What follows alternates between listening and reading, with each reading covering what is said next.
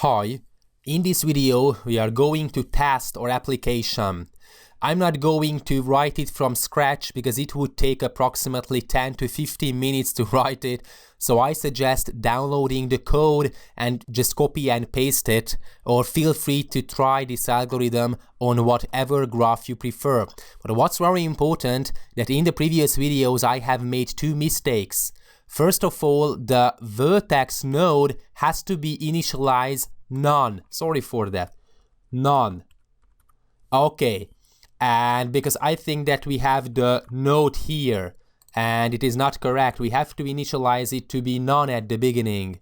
And the other mistake was that I think that here, I used a colon in the implementation, but of course we have to use a dot operator. And anyways, we are going to use the same situation, the same graph as we have seen in the theoretical section.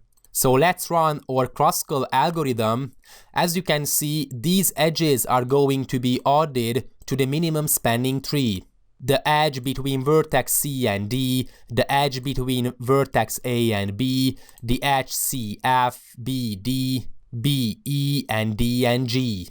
Okay, so as you can see, it is the same as we get in the theoretical section. What's very important that instead of the FG edge, we have the GD edge in the algorithm. So we have the GD edge, as you can see.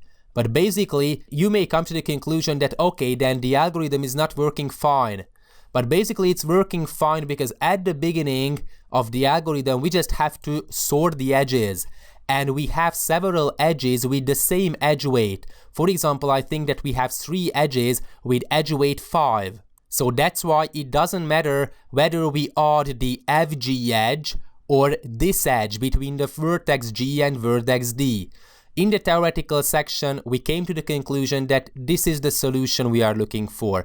The algorithm came to the conclusion that the spanning tree has this edge instead of this one. But as you can see, the edge weight is 5 for both of these edges, so it doesn't matter. Okay, so that's all about the Kruskal implementation. And it's very, very important to correct these errors here and here. I'm going to upload the source code in a zip file. You can download it, unzip it, and you can get the source code. And I think that this is the most important part you are going to look for to be able to avoid typing it out again. So that's all about Kruskal. Thanks for watching.